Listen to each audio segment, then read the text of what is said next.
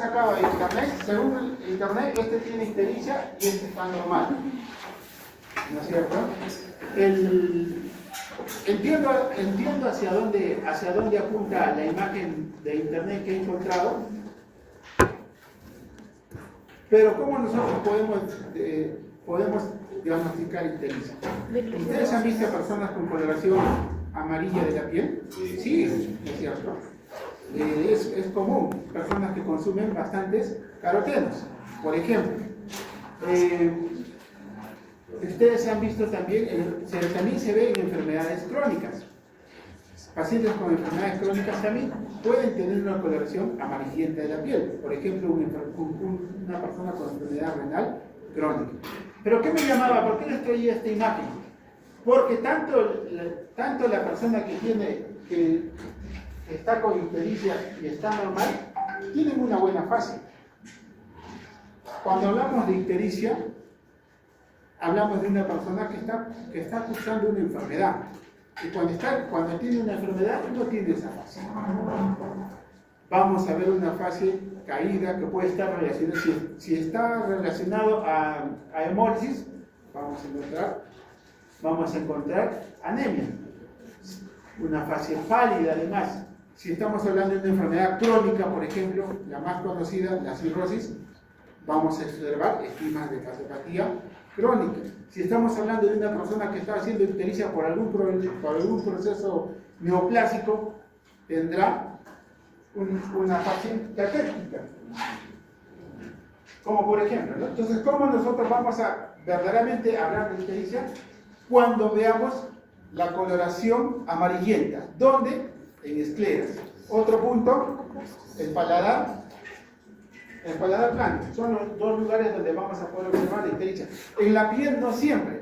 Las personas que somos de piel más oscura, no es fácil ver la ictericia fácilmente. Ahora, ¿qué nos va a ayudar a sospechar qué puede estar causando esta ictericia? La primera imagen, ¿a qué corresponde?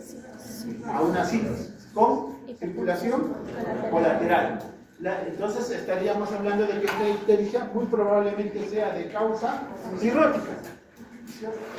Ahora, ¿y la segunda imagen que vemos? Caquexia. Así es, a una persona con caquexia, adelgazada. Entonces, ¿qué podríamos estar sospechando en esta persona?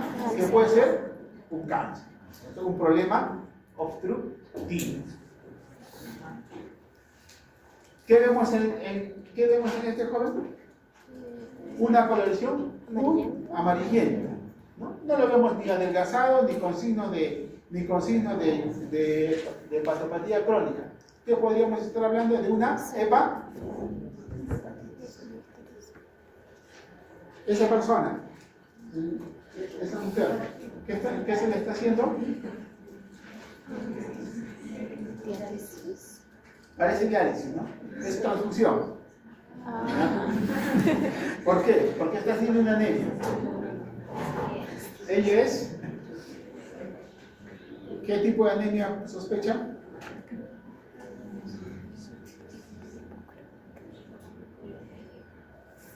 Una anemia hemolítica.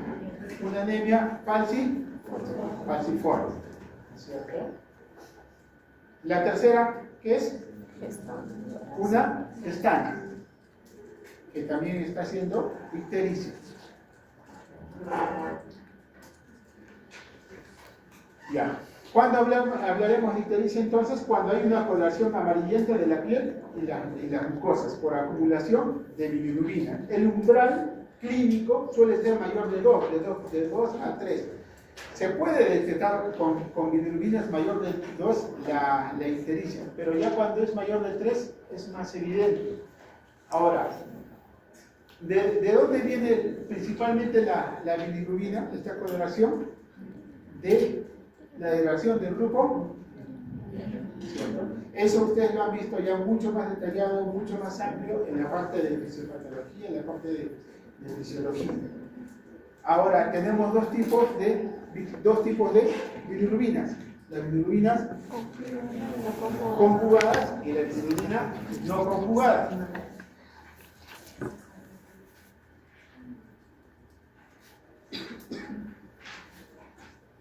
Y lo que nos menciona, prehepática, hepática y poshepática. Para que sea prehepática, tiene que haber un aumento en la producción de la bilirrubina no conjugada. En el ejemplo que les he traído es de una paciente con anemia hemolítica, por anemia falciforme. En la hepática, ¿dónde se da la conjugación? En el hepatocito, ¿no es cierto? Entonces, cuando es hepática, va a haber una alteración o en la captación, o en la conjugación, o en la excreción. Por ejemplo, el paciente con cirrosis, ¿cómo tiene el hígado? Dañado. ¿Puede alterarse estas tres partes? Sí. El paciente con cirrosis puede tener incremento de la bilirrubina tanto indirecta como directa. Y la poshepática, ¿cuándo se da? Cuando hay una obstrucción del flujo biliar. Hay un aumento de la bilirrubina conjugada.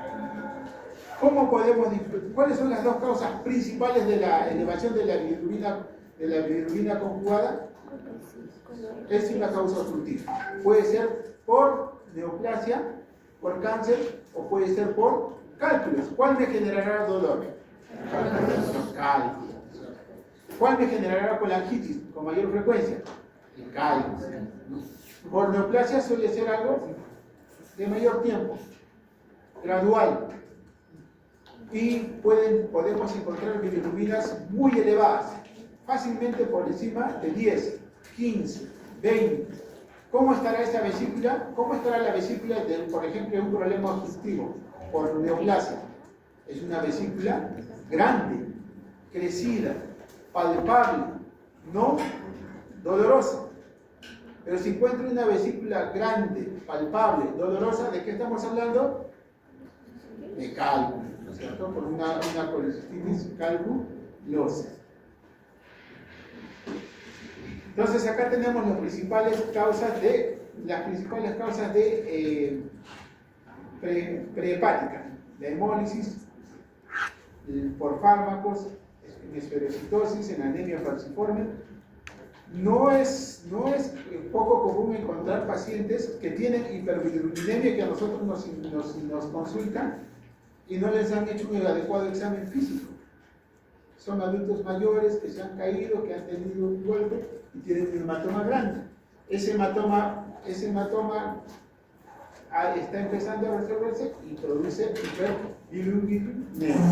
Otra de las causas comunes, ¿cuál es? El síndrome de Gilbert, que hacen una hiperbilirubinemia a predominio indirecto, que se incrementa con el estrés, que se incrementa con el ayuno. Chicos, todo lo que yo les estoy mencionando, todo lo he sacado de su libro Agente, para que no se compliquen, ¿ya? Todo está en su libro, no hay nada que, no les quiero complicar la vida, ¿ya? Entonces, ¿cuál es la clave? Va a haber una bilirrubina no conjugada en mayor del 85%. ¿Cómo va a estar la aptoglobina? ¿Qué es la aptoglobina?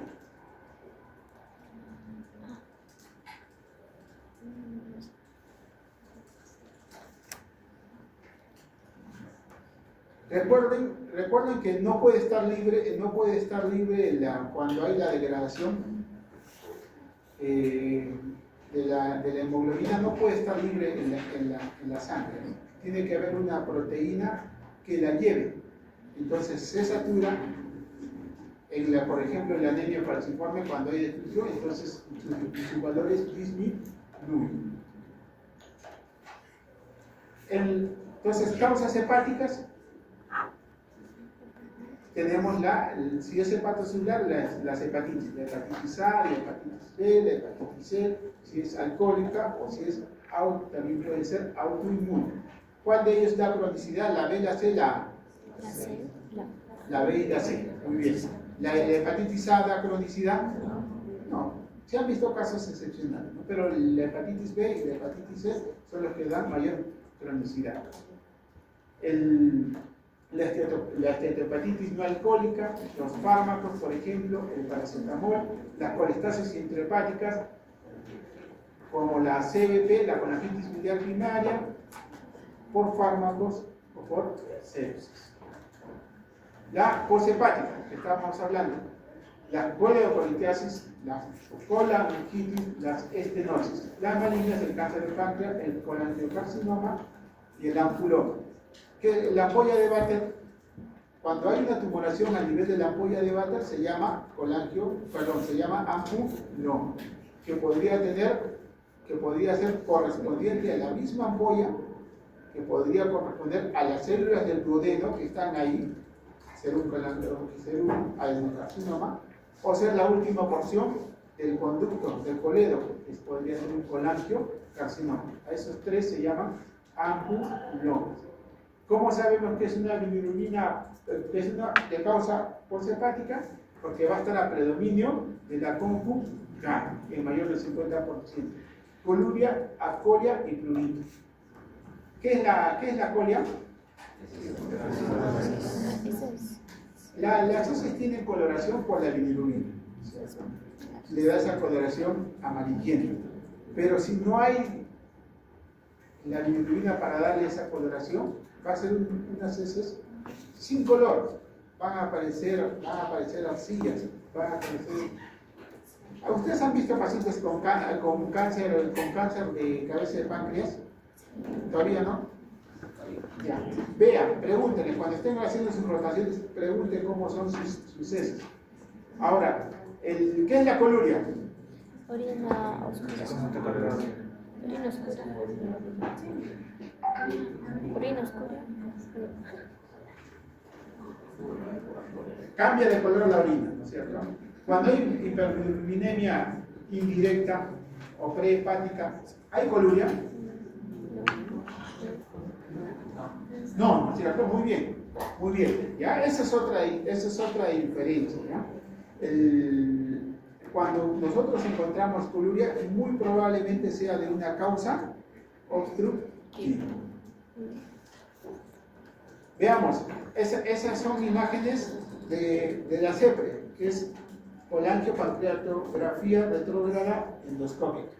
En la primera imagen vemos el árbol biliar con un conducto colédoco uniforme, le señalo, el cístico y axial, la vesícula. ¿Qué tiene la vesícula? Cálculo. El colédoco es uniforme. ¿Qué se llama cuando un cálculo de acá presiona la vía biliar principal y se empieza a ver ictericia? Síndrome de sí, ¿cierto? Síndrome de ¿has escuchado ese nombre?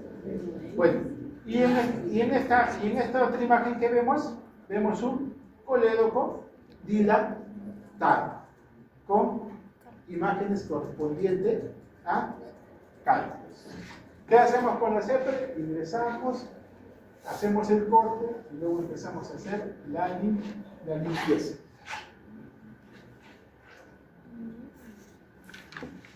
Entonces, los síntomas: coluria, orina oscura, sugestivo de jugada, la colia, las heces pálidas, el prurito.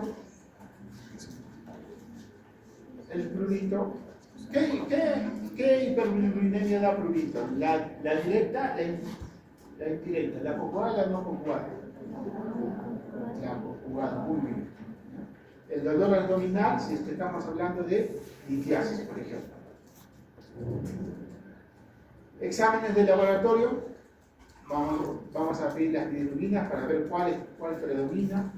Vamos a pedir las enzimas, la AST, la ALT. Les voy a mencionar algunas cositas, ¿ya?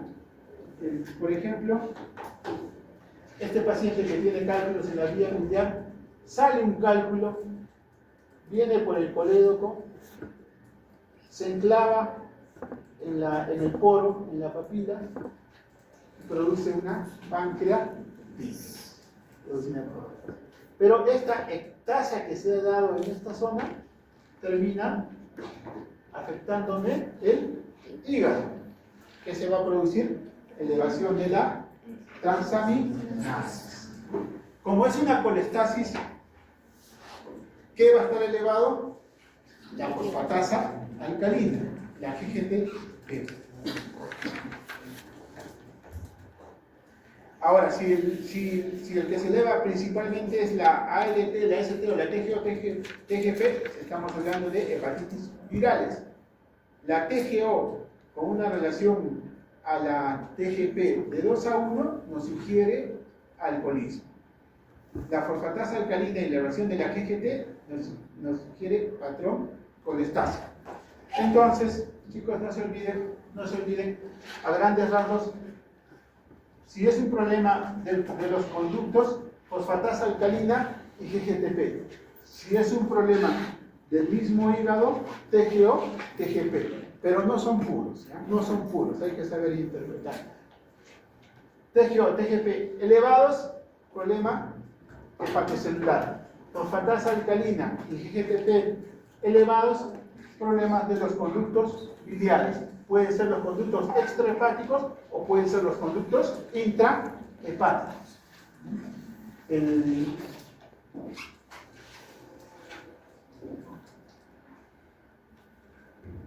Vamos a medir la función hepática. ¿Qué enzimas nos miden la función hepática? Pues la albúmina, el TP y el INR. Recuerden que la cascada de la población está muy relacionado. Las bilirrubinas. Cuando ustedes vean un paciente, por ejemplo, un paciente cirrótico que ya está haciendo una ictericia marcada, es una señal de mal pronóstico. O sea, si está empezando a elevar bilirrubinas, es una señal del avance de la enfermedad. Ahora, marcadores serológicos, estos ya son para enfermedades, por ejemplo, el ANA, el AMA, son para enfermedades autoinmunes. En los estudios de imagen que vamos a ver, la dilatación de las vías biliares, como les mostré en esa imagen de cerebro, ¿no es cierto? Uno estaba dilatado cuando hay problemas obstructivos, la litiasis, la masa, entonces las tomografías para la estabilización de las masas, la colangioresonancia. Acá si bien es cierto, se habla de CEPRE diagnóstica, pero recuerden, la CEPRE actualmente ya no se usamos como diagnóstica, más como terapeuta. ¿Qué pueden haber? Fallos. Muy poco tiempo, chicos. Fallo agudo, puede haber ictericia, cefalopatía. ¿Cómo? Esto es importante. ¿Cómo nosotros sospechamos de falla hepática? Porque podemos encontrar pacientes con ictericia y muy ictéricos, pero no todos están haciendo fallo. Una de las causas comunes es, por ejemplo, la hepatitis por virus A. Entonces, son pacientes que están muy ictéricos, tienen bilirrubinas bastante incrementadas. Pero para nosotros hablar de falla, tiene que haber las otras dos condiciones, que es la encefalopatía y la alteración de la coagulación. No lo olviden, ya para hablar de fallas. La colangitis, la cirrosis descompensada, ya cuando hay presencia de ictericia, de ascitis, de hemorragia digestiva. El síndrome hepatorenal, que ya es un deterioro en un paciente con cirrosis. El tratamiento, medidas general, nutrición, la vitamina K nos ayuda cuando hay casos de coagulopatía. El tratamiento del prurito, colestiramina o antihistamínicos, o sea, la ideal es la colestiramina, sobre todo cuando son problemas obstructivos, por ejemplo, una colangitis biliar primaria. Ya chicos, no nos va a alcanzar el tiempo, vamos a pasar al siguiente tema. Si hay alumnos del anterior grupo que les faltaba esto, ya se pueden retirar. ¿Ya? Vamos a ver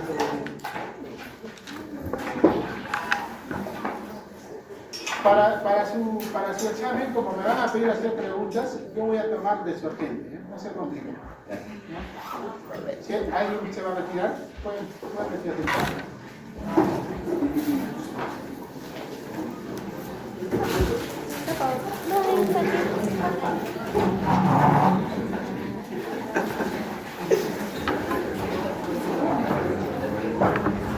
¿Quién quiere venir?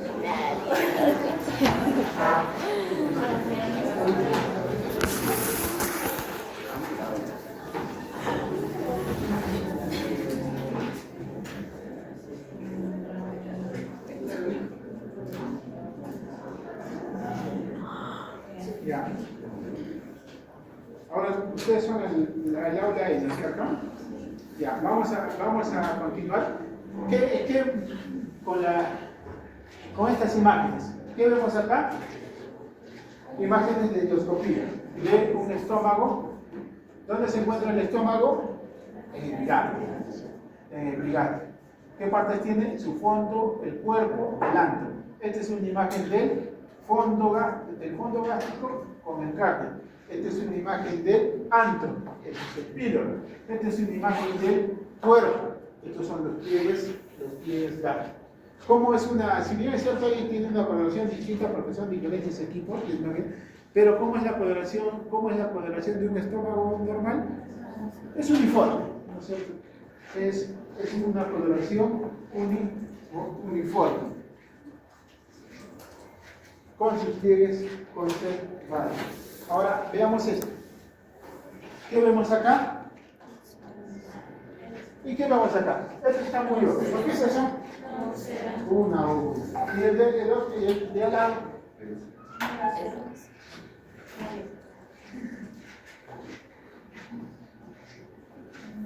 No está muy buena la imagen, ¿ya? Pero eso corresponden a erosiones. ¿Cuál es la diferencia entre úlcera y erosiones?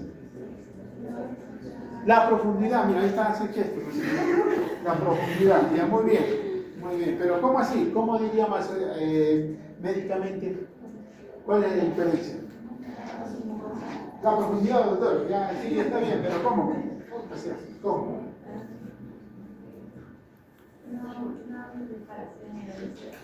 Allá se comienza a hacer más profundo, más profundo. ¿Cómo?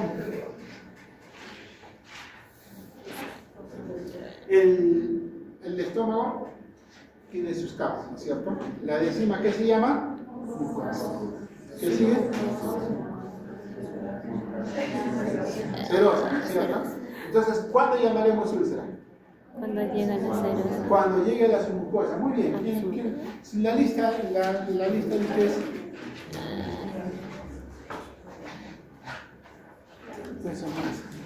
Cuando llega a la submucosa.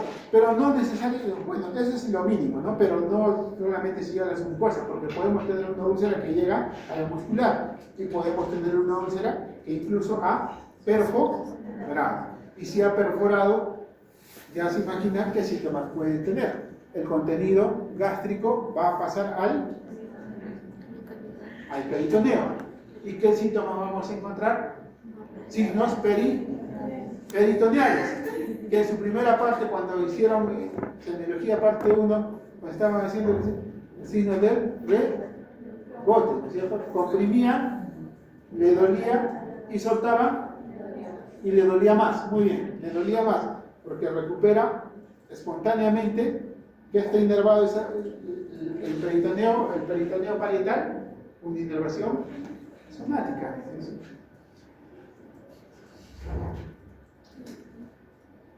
Ahora vean estos dos tipos de úlceras.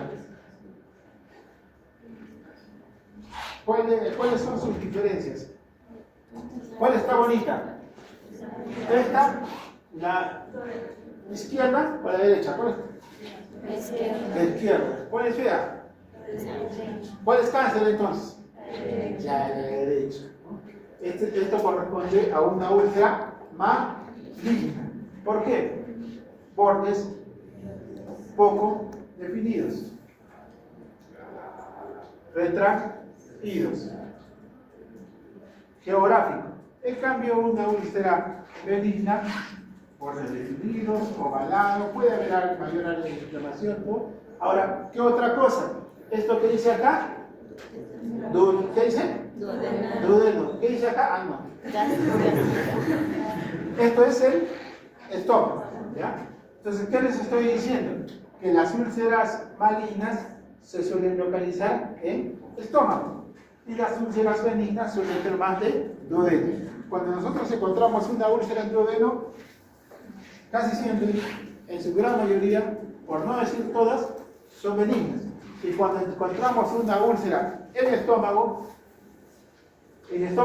hay la posibilidad de que tenga esta forma o que tenga esta forma, pero igual se consideran como potencialmente malignas. Las úlceras de estómago, los gastroenterólogos hacemos seguimiento endoscópico, a pesar de que podamos encontrarlas con estas características. ¿Ya? Entonces, en cambio, las úlceras duodenales, en su gran mayoría, son benignas.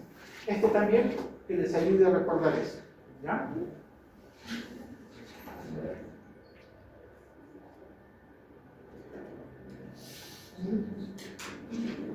El estómago, vean ustedes, les voy a retroceder para que el antro y el cuerpo son distintos, ¿no? Acá hay una histología y acá hay otra histología. ¿Dónde se produce el ácido clorhídrico? ¿Dónde se produce la gastrina? ¿Dónde se produce la somatostatina? Esto y esto son iguales histológicamente. Tienen diferente color, no son iguales. No, sí son iguales. ¿Ya? La histología del cuerpo y del fondo es una misma histología. En el antro sí hay diferencias. ¿Dónde le gusta vivir al Helicobacter pylori? En la sombrita, en el techo, no, en el antro. Entonces eso es para recordarnos dónde. Ahora, lo que ya hemos conversado. ¿Alguien que lo lea para reforzar? ¿Qué hora es? No voy a ganar la hora. Sí, estamos en hora. Que lo lea Espinosa Benedict. Benedict, ¿ya se fue? Camila. Camila. Discúlpame. Carguas. Camila Carguas. Una úlcera péptica es una llaga de la mucosa que recubre el estómago o el duodeno, que es la primera parte del intestino delgado. Se produce cuando hay un desequilibrio entre los factores agresivos y los mecanismos de defensa de la mucosa. ¿Cuáles son? El moco, el bicarbonato y las prostaglandinas. El AINE, ¿cómo actúan los AINES? Inhibiendo a E2. Ya, todo eso. Entonces, ¿y qué termina haciendo? Destruyendo. Alterando los mecanismos de defensa de la mucosa, ¿cierto? Las prostaglandinas, el bicarbonato y la secreción de moco. Los AINES también producen lesión de forma directa. No es poco frecuente encontrar gente que toma con muy poco líquido el aire, incluso con su saliva, que le encontramos por daño directo. No. Ahora. A ver, que lea Nicole Miranda. La fisiopatología de la úlcera péptica implica que los mecanismos de defensa de la mucosa, como la capa de moco y secreción de bicarbonato, fallan ante la agresión de los ácidos clorhídrico y pepsina. Este desequilibrio permite que los jugos gástricos y duodenales lesionen la mucosa, causando la úlcera. Muy bien. Esta imagen ya la hemos visto. Ahora,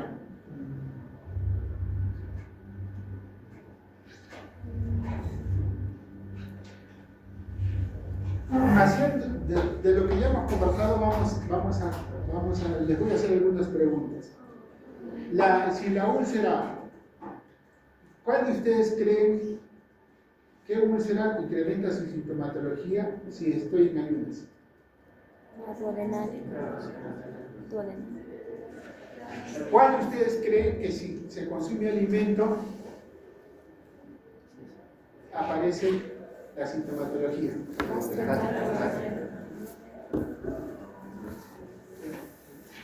He escuchado de ambas.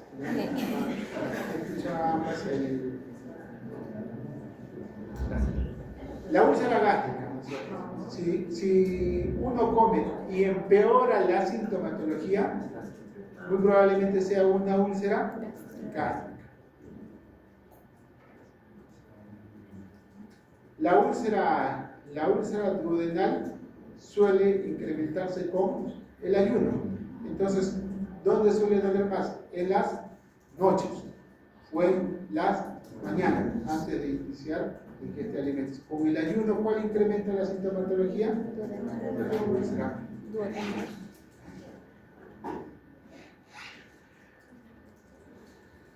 El Helicobacter pylori le gusta vivir en el antro gástrico. Para que se produzca una úlcera en el duodeno por Helicobacter pylori, ¿qué tiene que haber? Porque el duodeno tiene otra histología. El Helicobacter pylori vive en la mucosa gástrica, preferentemente de antro, pero puede estar también en el cuerpo. ¿Qué tiene que haber en el duodeno? Tiene que haber cambio. ¿Cómo se llama ese cambio? Metaplasia. Una metaplasia y empieza a aparecer la úlcera. Para detectar el Helicobacter pylori hay varios métodos. Si es gente joven, podemos hacerle, por ejemplo, un test de aliento, una prueba en heces. Y si es gente de 35 años hacia más, podemos hacerle la endoscopía con toma de biopsias. Y esas biopsias podemos mandarlo para que lo vean mediante tinción en anatomía patológica o pruebas como la ureasa, que son pruebas que se hacen en el momento. El tratamiento va a ser erradicar el Helicobacter pylori. Son esquemas combinados que llevan un inhibidor de bomba de protones, que llevan doble antibiótico y generalmente están asociados a bismuto. Si la causa es el aire, suspenderemos el aire. ¿Alguna pregunta, alguna duda en la parte de úlcera?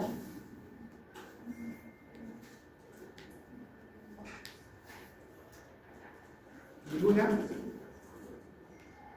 ¿Qué son las úlceras por estrés? ¿Alguien? ¿Algún voluntario? ¿Cómo te llamas? ¿Irving? Samuel. ¿Samuel? Sí.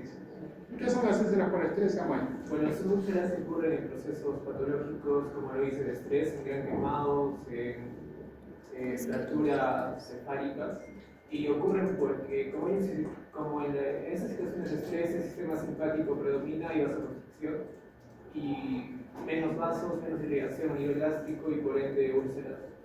Porque uno de los mecanismos era la irrigación de esa zona. Muy bien, muy bien. También el gran quemado. De todas situaciones. No nos referimos al estrés, a la preocupación, que son muy enfermos, a ese estrés. Muy bien, ¿alguna duda antes de pasar a la gastritis?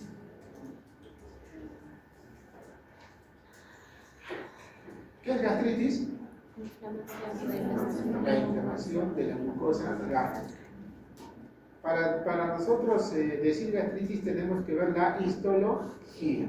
Los gastroenterólogos lo que usamos es el término gastropatía.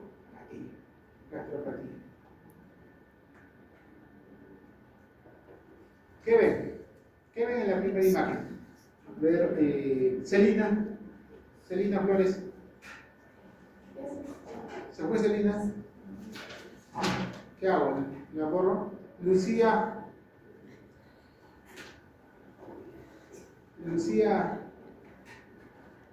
Mamani. ¿Qué ves en la primera imagen, Lucía?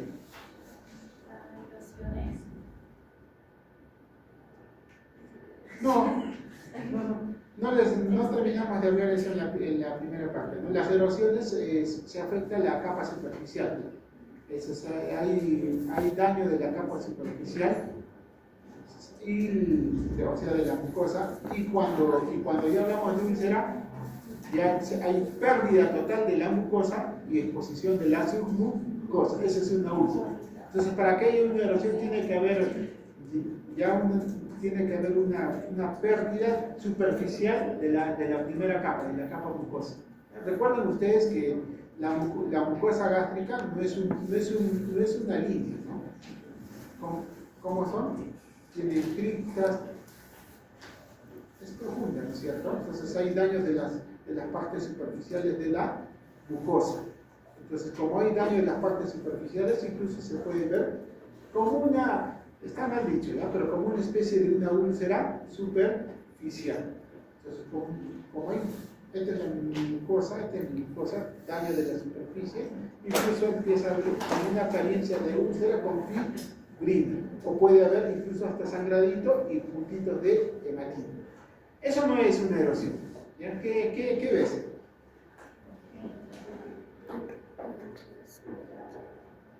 Dilo sin miedo. Signos de inflamación. Ya signos de inflamación. ¿Qué signos ves?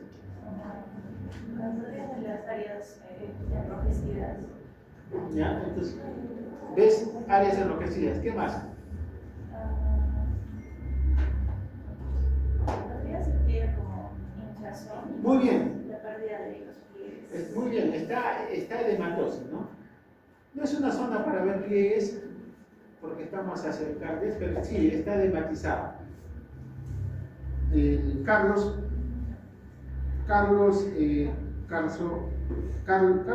Visa.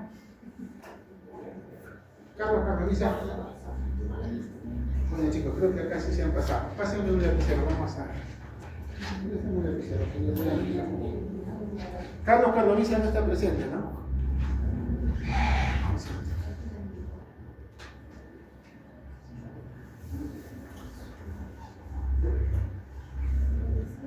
¿A quién llamé de antes?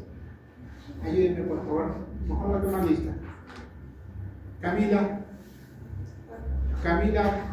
ya. Sí, Claudia Álvarez, Joaquín Carrasco, Celina Flores,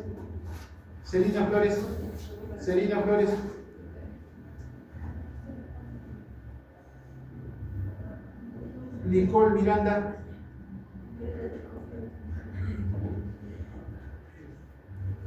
Paola Ríos, Maque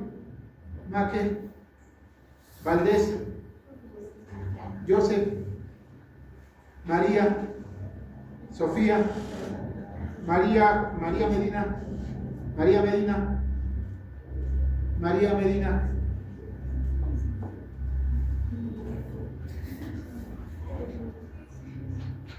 Lucía Mamani, Xiomara Luz Mamani,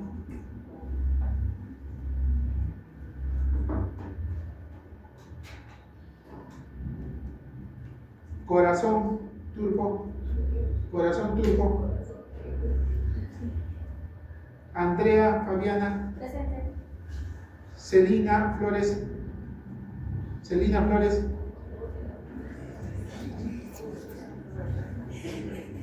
Segarra Flavio, Milagros Navarro, Alarcón Jimena, Carlos, otra vez Carlos Rica,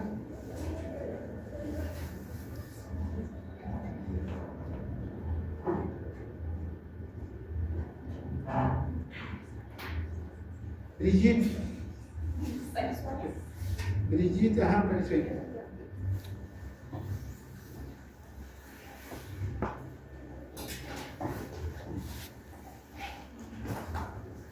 Chicos, acá yo por la letra puedo reconocer lo que han hecho, ¿ya? No quiero. Ajá. Todavía falta algo. Sí, acá. No llegó a la cámara. ¿Y dónde están ustedes acá? Arriba, sí. Espinosa No, Sotelo, Valencia, Arela, No, es una anotación. Sotelo, Mariana. María de Gallina, sí. Por eso. Sí, ya. Y Sotelo, doctor. También está en esa. Sotelo, ya. Sotelo se caga.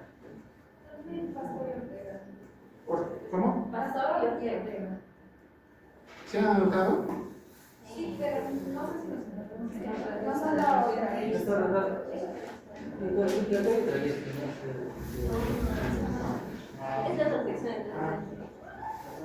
Pásame esa lista.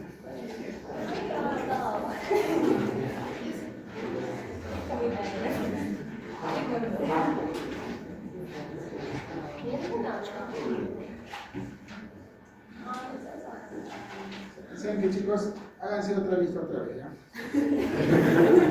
Pásense otra